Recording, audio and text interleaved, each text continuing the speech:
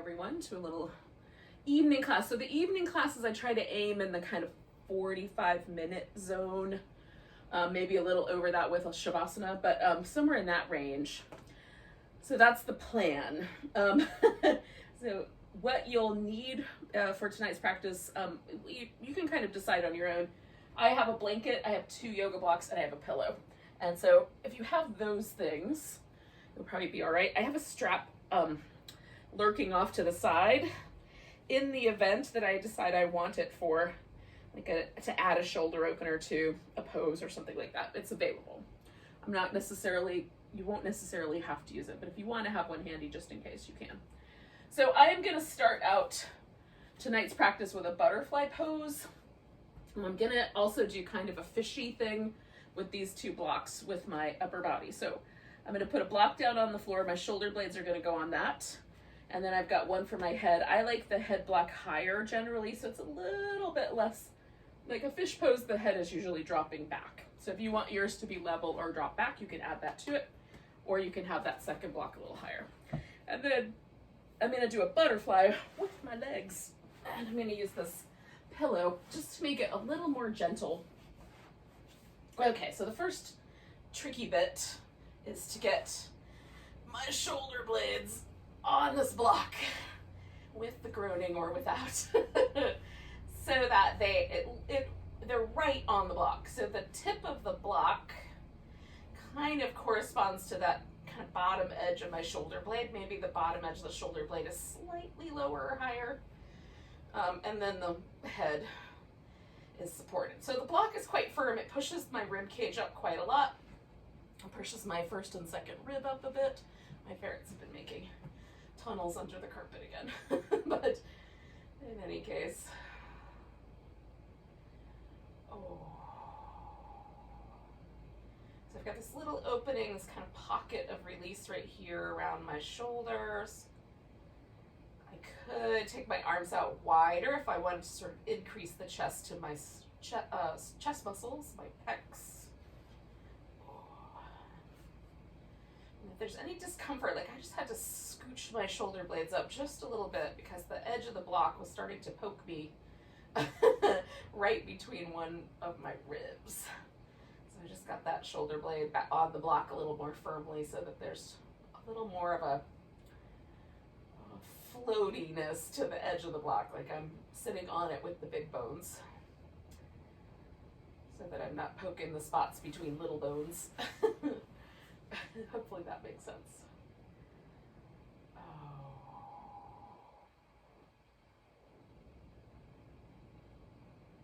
And then just land yourself in this time and place. So once you've got yourself settled in, you've decided on all the little options.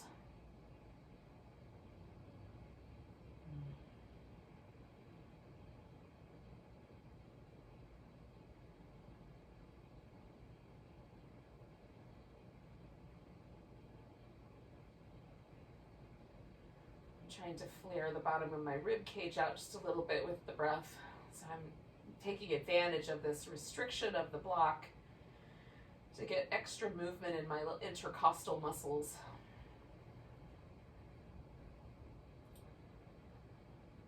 So the ribs have 2 primary layers of muscles, and then there's tissue in between those layers as well, and then there's fascial network that holds the ribs and the muscles all together.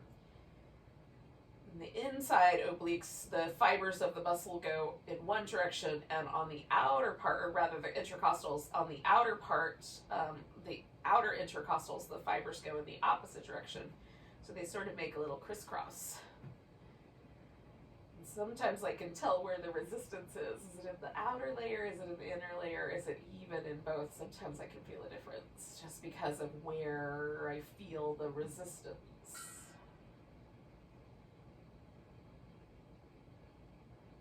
Feel the outside layer stop and the inside layer want to keep going just a little bit into that breath. It's really interesting. Notice, whatever shows up for you in your practice.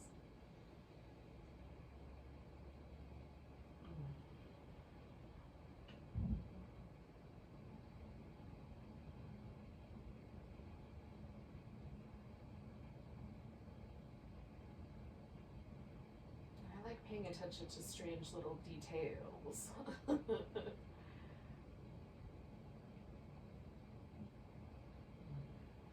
Okay, so I'm going to do 2 more breaths, and then I'm going to kind of slowly reshape this.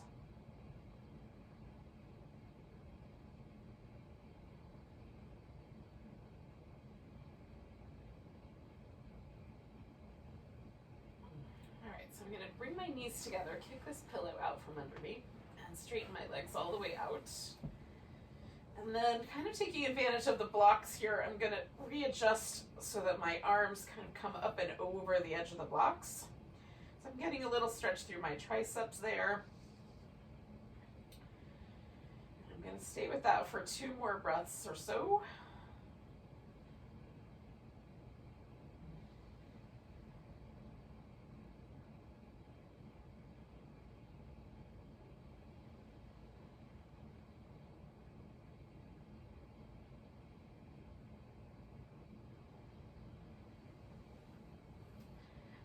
Okay, so, I'm gonna get the blocks out from under me. And then, because the blocks are so firm, almost always when I come back onto the floor, the sensation is just kind of delightful. Everything kind of spreads out really nice and wide. It just feels really delightful as the tissue kind of moves back into its normal place on my back. So we're gonna do a little spinal twist. I'm gonna use a pillow and do extra wrappy legs, but you can do a more, kind of just set both legs on top of each other, sort of dealio. So I'm gonna take a second. It'll take me a moment to get this settled in, but I'm gonna try this kind of almost like an eagle pose, kind of wrap the legs around each other, and then moving my upper back more into the twist. I pushed my elbows into the floor and lifted my back and then twisted it and put it back down. That's how I got there. And so sort of settling in to this little bit of extra twistiness and letting the hip and the rib cage kind of fall away from each other right here without being too intense about it. Just sort of trying to let gravity take both of those in opposite directions.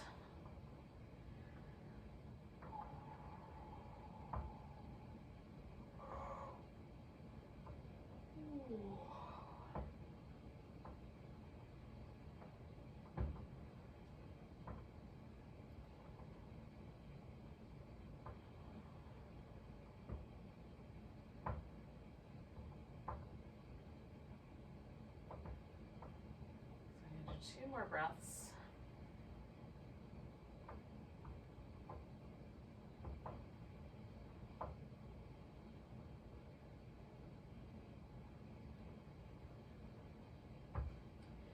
And I'm going to come all the way back to the center. Now, before I do the opposite side, I'm going to pause for a moment, just stretch everything out, and just see if there's a difference already. I've done one thing that I haven't done on the other side yet. Just, is there a slight difference in the way the legs feel, or the hips, or the low back? Was any impact? Can any impact be felt? Then I'm going to do little windshield wiper moves.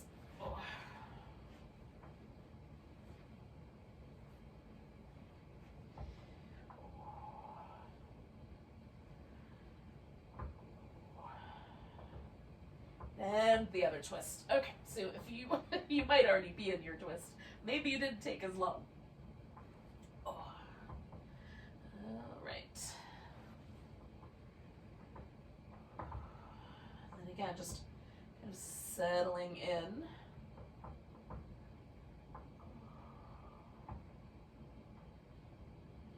Letting gravity just kind of gently coax side of my waist here a little bit longer.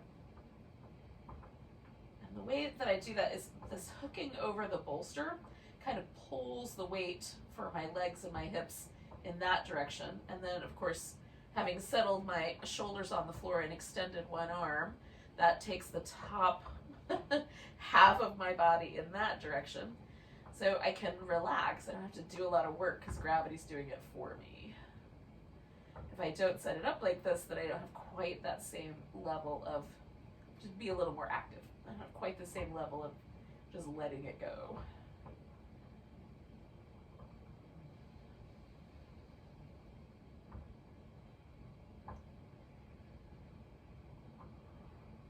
Stay for a few breaths.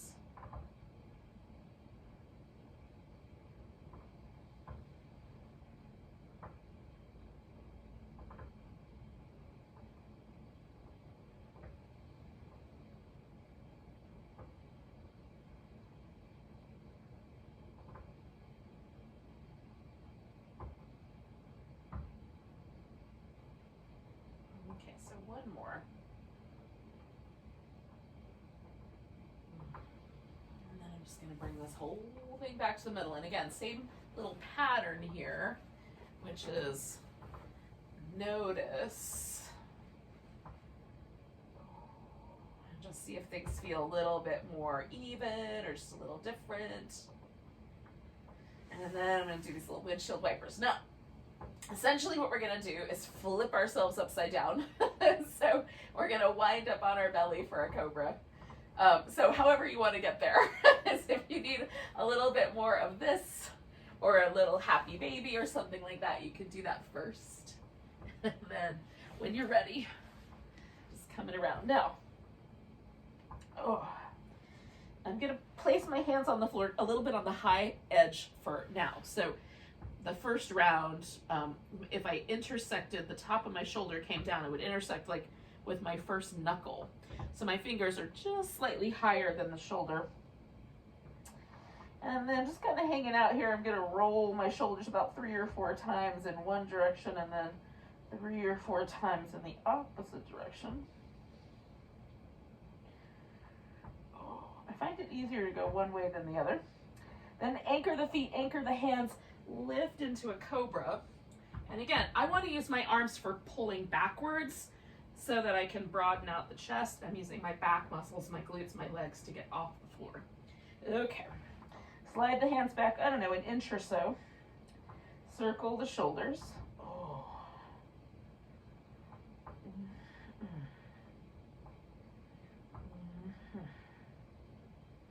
Opposite direction when you get there. And then anchor, lift into cobra, pull back. Come on down.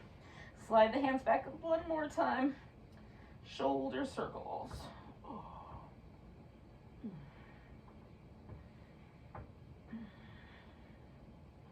In both directions. This is my favorite thing today. Anchor and lift.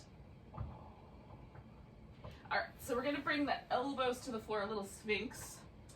Drop the chin. I'm just gonna take the chin up and over my collarbone, look back there, see if I can spy my little toes. Now, that just gives me the angle that I'm kind of turning my head to, so if I can see my toes back there, that's the angle. I don't actually have to see the toes. For the rest of this, I am going to keep my eyes closed. But if that kind of gives you a viewpoint, like you can kind of see, oh yeah, that's how I can spy the right angle for my head. And then just repeat that, coming up over the edge, going back, coming up over the edge, going back. Try to keep yourself from sinking into the shoulder. See if you can stay a little bit lifted.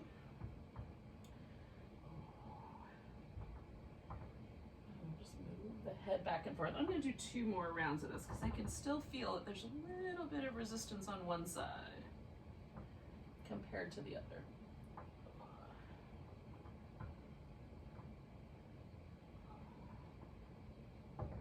Now I'm even on both sides, so I'm coming back to the center. I'm going to disappear this little cobra into a crocodile, or a little sphinx into a crocodile. So I've got my arms crossed. I'm bringing my elbows pretty close together and then resting my forehead on my crossed arms. You can do this much wider. You can even put the hands back behind you, rest your forehead on the floor if you like. So we're going to pick up the, I'm going to pick up my left leg first. We're going to pick up one leg and then pick up the other. Now, the main thing to notice is I'm not rolling my hip up off the floor. I'm trying to keep my hip level and just pick up the leg.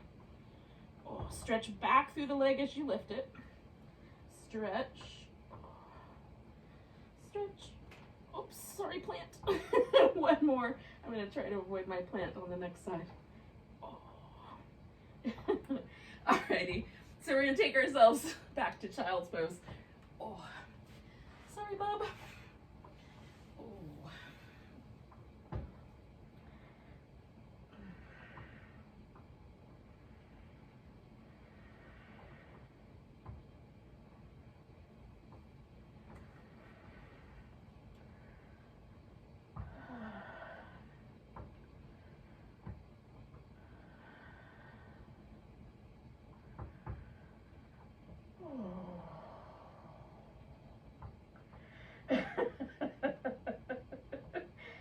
Sometimes child's pose just feels so good. So we're going to come out of there. Okay, let's start with a lunge. So I'm going to bring my right leg forward first. I'm going to get a couple blocks. Oh. All right. So the first order of business is to find a sense of stretch there on that hip on the left side. I feel things in other places too, but this is the kind of big sensations right there in the front of the hip. And then I'm just going to back it off just the tiniest little bit and then surf back in. And just the tiniest little bit. So I'm hardly even moving, just enough to feel the shift. And then surf back in. I'm going to do that one more time. And then I'm going to add just a little bit to it. So you could just put the hands up. You can bring the arms over your head. A twist. Reach back and grab your foot. For right now, this is feeling nice. Just one hand on my hip, one hand on my knee. Kind of closing my eyes, pausing with the pose. Feeling the way the breath right there impacts that hip flexor.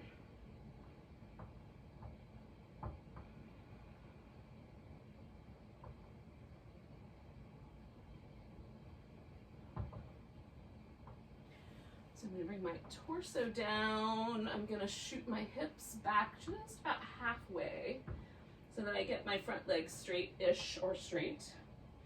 And then folding towards that leg. I'm going to point my toe, flex the foot, fold in. Come back a little bit, point the toe, flex the foot, fold in. And do that little pattern one more time. Just hang out with that shape.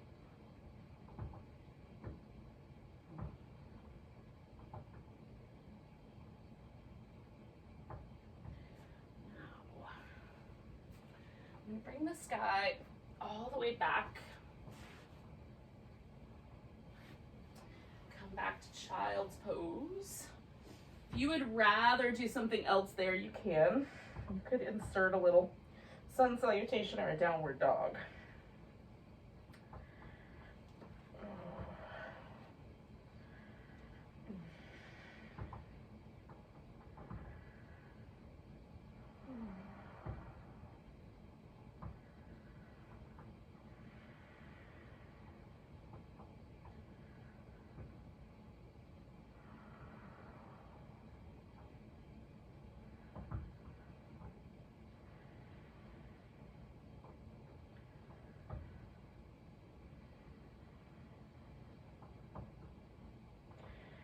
Okay, so I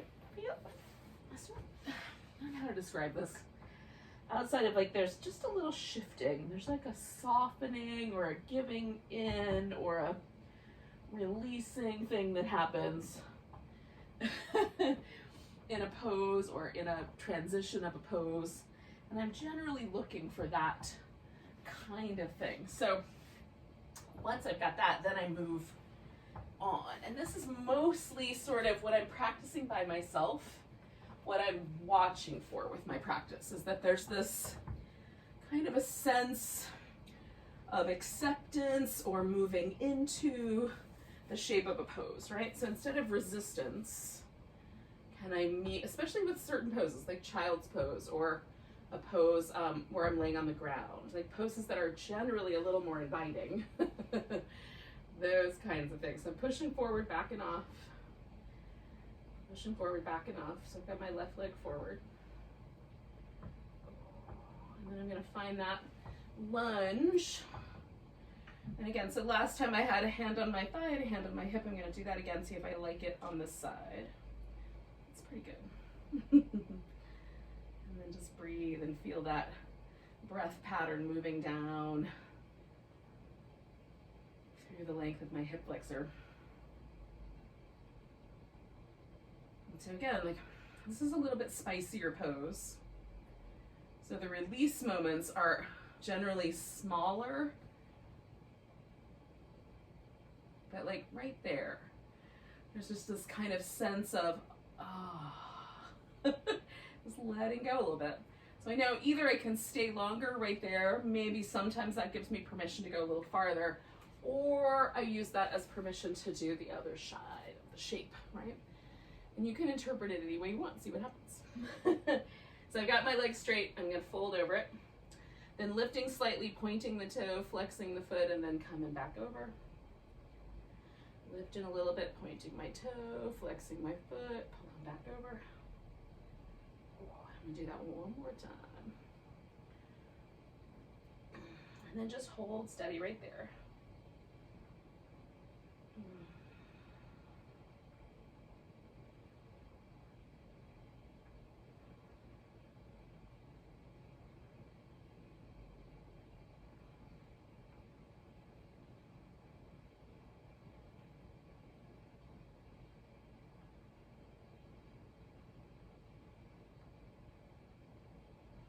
So I'm going to come around, bring that leg around, come back one more time to my child's pose. Again, you could throw in some other option for yourself if you like.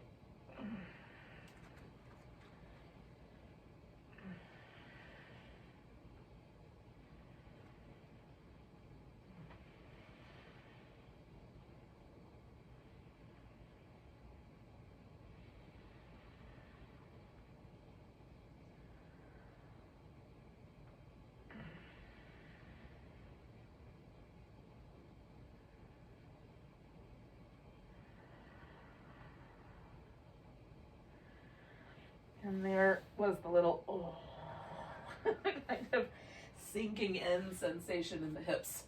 So I'm going to use that as my cue to move myself a little bit forward.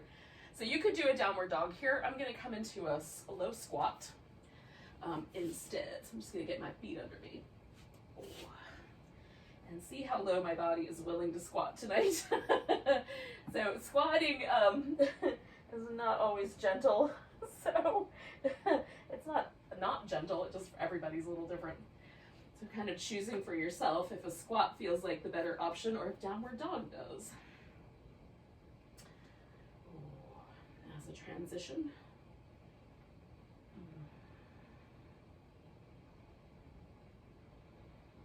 Now I'm going to turn this into a forward bend.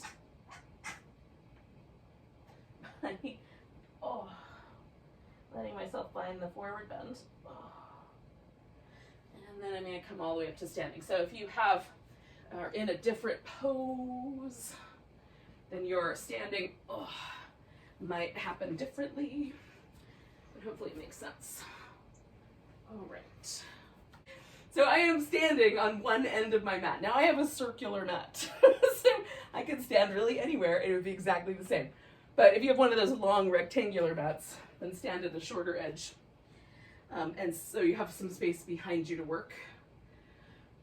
And just find your mountain pose. Now the first thing, again, with any pose when I'm moving slow, I like to take a little time and just feel. Notice how my thighs and my calves and my feet feel in the pose. Notice how my hips, my low back feel. This is really all one unit to me, hips and low back. And then the next unit is how the ribs, shoulders, and chest feel, right? That's all kind of one hanging out together unit of movement. And then there's neck and skull. Just kind of noticing if there's some spaces there. We're going to take a big breath when you are ready and stretch up. Now I'm going to grab hold of my right wrist, give myself a little side bend to the left. And then I'm going to come to a tree pose. If you want to pick a different balancing pose, you could do something else, a dancer or an eagle, whatever you like. I'm going to pick the knee up. If you're holding onto your foot, you could let it go. And then this is going to turn for me into a warrior 3-ish shape, although potentially holding on to something because, ooh, this one's wobbly.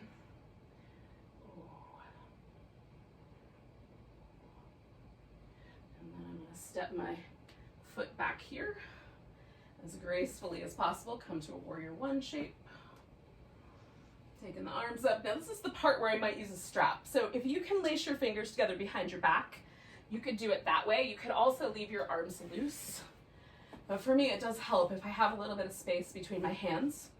Then when I fold into humble warrior, I can get my shoulders up, arms up. Oh, into a little bigger stretch.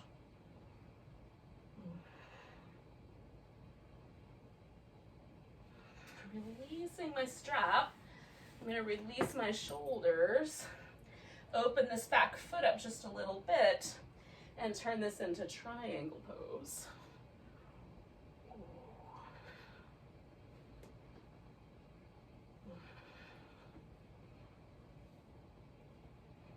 One more breath. And then I'm going to turn this into a half moon balance by reaching out. Oh. Expanding my triangle on one leg. Oh, probably a little closer to warrior 2 in the air, isn't it? Nice big breath, bringing this knee in, putting that foot down, coming up halfway. Now if you want to throw in a little sun salutation, you could do it right there. I am not going to do that. I'm going to come back up and sort of hang out with my mountain pose. And see if I can feel the difference between the right side and the left side.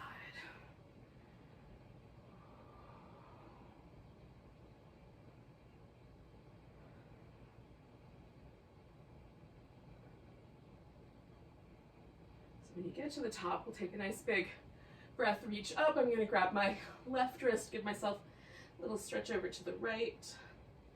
Come back to the center, the weight on the left leg, right leg makes a tree. And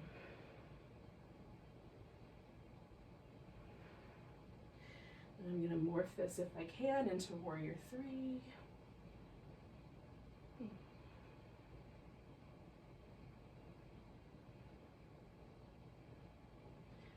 as gracefully as possible, find warrior 1. Now this time, I'm going to do my arms a little differently. I'm going to reach out and kind of stretch them forward and fall into my humble warrior that way.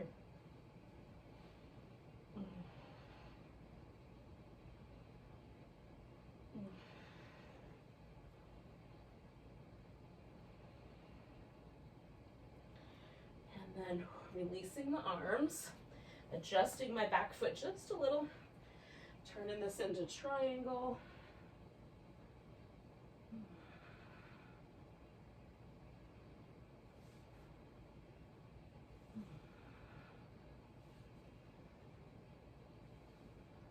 One more breath there. Turning this into half moon balance.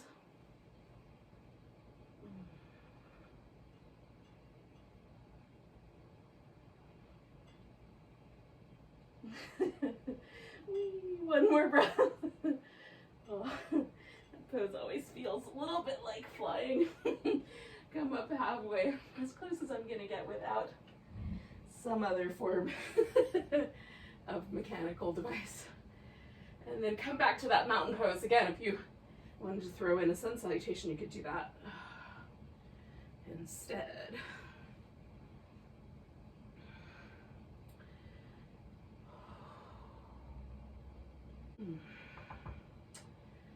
So once you're back to that mountain pose, just taking a moment, we're going to come back to the squat that we did at the beginning. So I'm going to take my feet wider, but if you can keep yours more narrow, you can certainly squat that way. And the theory is that you'll sit right down.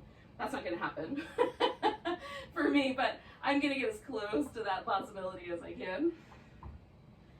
And if you chose downward dog last time, then this might be the first round. We'll keep this nearby. Now, if you can just sit down, sit down. If that's not going to be possible. Sit down in whatever way is possible. And then I'm gonna start with just a simple cross-legged position. You can, if you like, start with a more wrapped up leg position. For me, that just creates all kinds of trouble. I like my pelvis to be as neutral as possible, so I've got a little low back curve. If your back kind of falls backwards, sit up on the edge of something so you get your back all nice and tall. Sit up, and then I'm just gonna twist. My left leg is the one that's in front, so that's the direction I'm gonna go in. And then I'm gonna settle myself so that I'm not leaning off of my right thigh or right hip. And then I'm gonna add a neck movement here, so I'm looking out over my right shoulder, and then looking out over the left.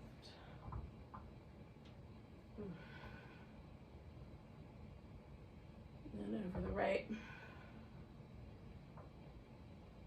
over the left. I'm just gonna do that a couple more times.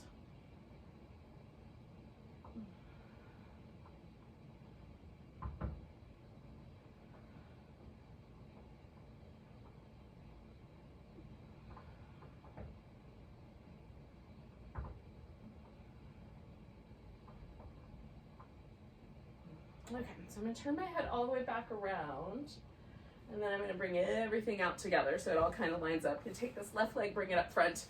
Now you can keep it closer to the midline, or you can take it out wider. I'm gonna keep it a little closer to the midline tonight.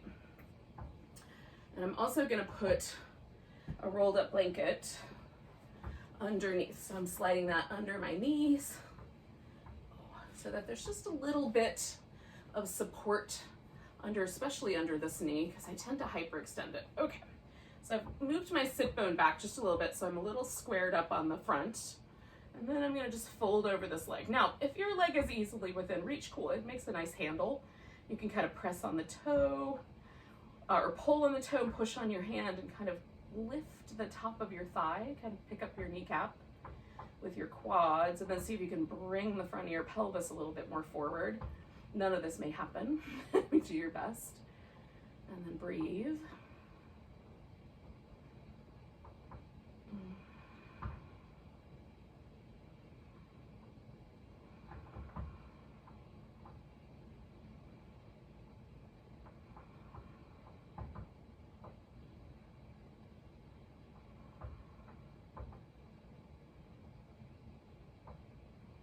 I'm going to take 2 more breaths, yogis.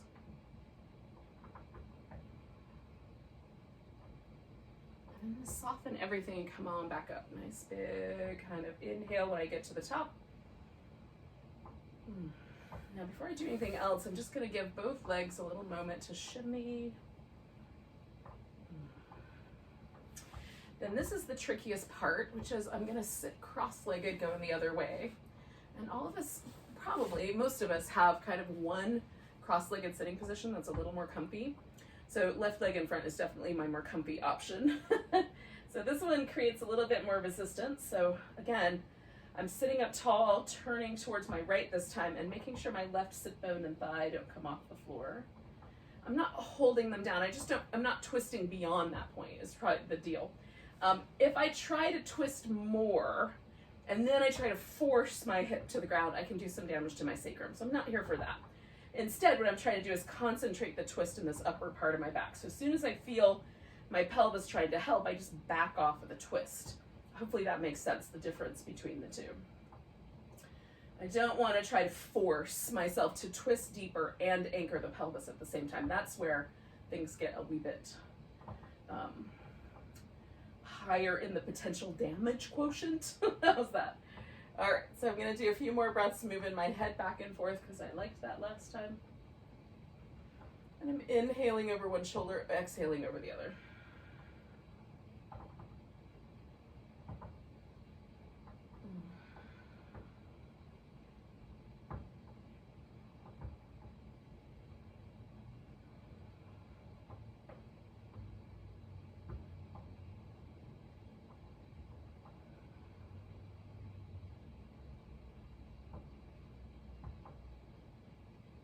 Okay, so now coming over the back end, I'm just gonna take a big breath, and then everything comes around together, and then I'm gonna straighten out this right leg. And again, I'm keeping things kind of towards the midline today. You can go a little wider. I just moved my sit bone out from behind me a bit. And then I'm gonna use my because it's easy for me. If you don't have, you can use a strap or a towel or something around your foot if it's hard to reach. It just gives me the opportunity to kind of work with the resistance to pick my kneecap up and engage my quads. And again, I'm going to try to lengthen my back at the same time, so that I'm creating as much length as possible. Hamstrings, calf muscles. I'm pushing a bit on the hand and holding steady so that there's a lot of engagement in the muscles in my leg. This leg, on the other hand, quite relaxed.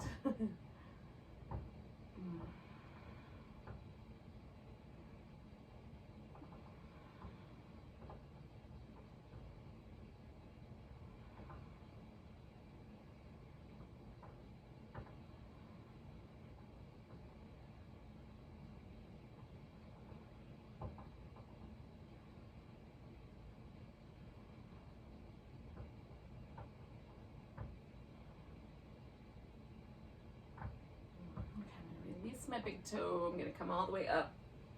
And again, I'm kind of leaning back, unwinding my legs, giving myself a chance to shake that out for the moment.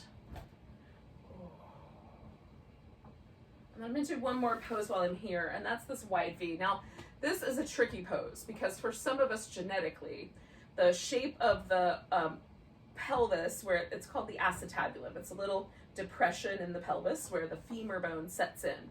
And for some of us, the shape of those two bones together push the pelvis backwards when the legs go out wide. So when you abduct the legs from the center, the pelvis goes back. So if that's the case, then you can keep the legs closer together, see if that works better for you. Or you can do this pose laying on your back. So you lay on your back, push your hips up against a wall or the edge of a couch or the edge of a bed, and then put your legs out in that V shape, and gravity will do all the work of stretching the inner thigh without having to feel like you're like resisting where your pelvis and back want to go, right? So the pelvis is really the key in my mind to a lot of the poses that we do. And I don't want to bully my pelvis. There's a lot of stuff going on, particularly in the sacrum, right, which is the part of the spine that lives between the two wings of the pelvis. So the pelvis has two bones. Well, there's lots of little smaller bones make up the bigger bones, but two main bones and on each side. And then in between those two big bones is the sacrum, and the sacrum has bunches and bunches of little holes where nerves flow through. So it's very innervated. There's lots, our spinal cord kind of spreads out there. We've got the sciatic nerve, which is a big nerve that can bother people when it's irritated. Just tons of things happening, especially in the back of the pelvis. But think about the front of the pelvis, like what's in there, all of your eliminative organs, your sexual organs, all the really some pretty important stuff. Your bladder, kidneys kind of hang out a little above the pelvis, but probably in relationship. Well, definitely in a relationship with the bladder. So, and just everything that's going on there. It's a very complicated area. So just treat it nice is basically what I'm trying to say. Don't bully your pelvis, people. It might be just as important as the skull and your brain that lives in there. I would suggest that because of the spinal cord, the two of them are quite connected in very real ways that we may not totally appreciate every day. Ooh. All right, so this is an okay pose for me, but I'm not pushing, and I can put my elbows on the floor if I want to, but that just feels like I'm being a little pushy. So again, not being pushy, going to the point of sensation, hanging out with that sensation, engaging a little bit through the muscles in my legs. I'm gonna do 2 more breaths. You might be hanging out with the back, laying on your back version, upside down version. I'm going to come back up. Now, bend in the knees. I'm going to bring them back around. Now, I am going to transfer myself onto my back. I have this blanket I'm going to use to cover up my shoulders so I stay warm in a minute. And then I have a pillow, and I'm going to use that under my legs. But everything else can kind of get set off to the side, so you've got a nice kind of clear space. And then we're going to roll down onto the mat nice and slow. So I'm gonna create this little kind of shape, rounded shape through my back, and see how slow I can go to come all the way down. And then now that I'm here, giving the legs just a little bit of a movement pattern. I'm gonna scoot up just a little bit.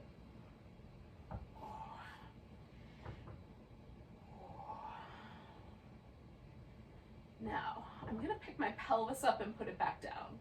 I'm gonna do this in kind of a rhythmic flow. This is called Dvipadipitham, which is just this kind of up and down movement of the pelvis. And I'm gonna do this just with the pelvis. I'm gonna keep my arms relatively close by.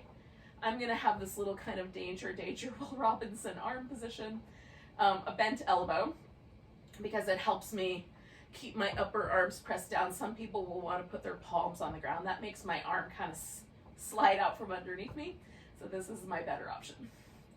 And then I'm going to kind of scoop the tailbone in, lift the pelvis, give it a little side to side, and then come on back down. And that's it. I'm just going to do that about 4 more times.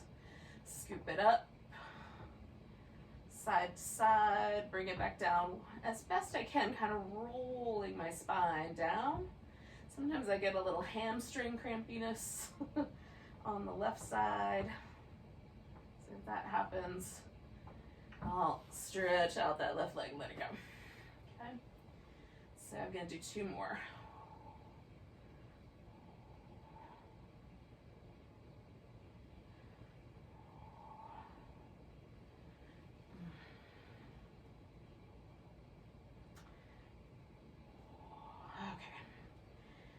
I like that sort of, it's almost a bridge pose, but not quite. There's a lot, once you get your hips up off the floor, there's a lot of kind of freedom to move a little bit. It feels really soothing and nice to my low back. Check it and see if it works for you. For some people, that pose is not that great for the low back, so you might find something else, like a happy baby is your jam. Okay, so I've got this pillow. I like my pillow really tight up against the side of my thigh, just right up against the edge there. Some people prefer the pillow closer to the knee. I want it to relax my hip flexor right there, because that lets my back get into neutral. And then I'm gonna use this blanket over my arms so that I'm toasty. And then we're gonna do some Shavasana. Shavasana is corpse pose is what the translation is. If you move it 1 letter in Sanskrit, it turns into bliss pose, which I think is really interesting. I wonder if we've got it wrong. Because it often is kind of a bliss pose. Oh. And so let yourself settle in, kind of embrace the bliss of stillness. 1 more time in our practice. So we had kind of a flowy, smooth practice, hopefully a little soft release here will be nice.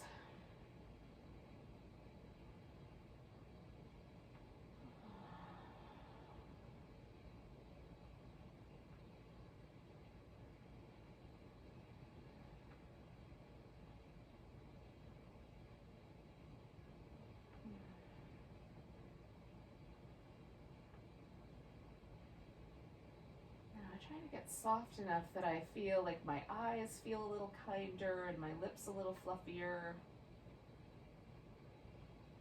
And that the breath sort of has a chance to move nearly every muscle in the body. So I can feel my breath to my fingertips and my toe tips.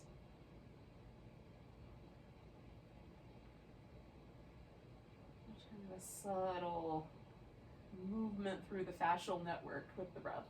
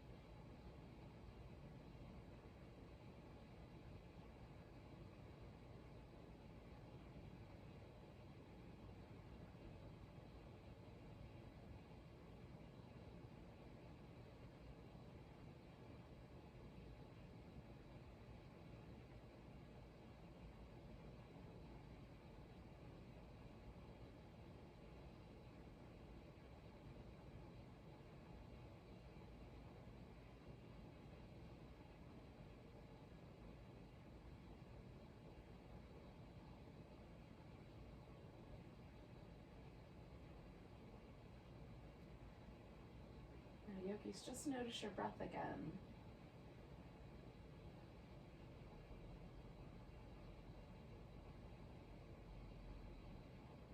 And take a really deep breath so you can feel it to your toes. As close as you can get. And then wiggle your fingers and toes, wrist and ankles.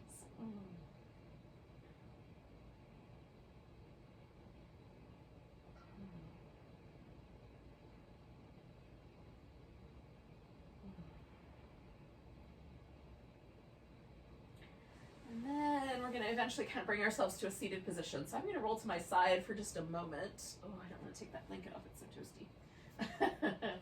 But once I'm here, then just take a breath. And then I'll come to a seated position. I'm going to let my head kind of be the last thing that gets up all the way to the top.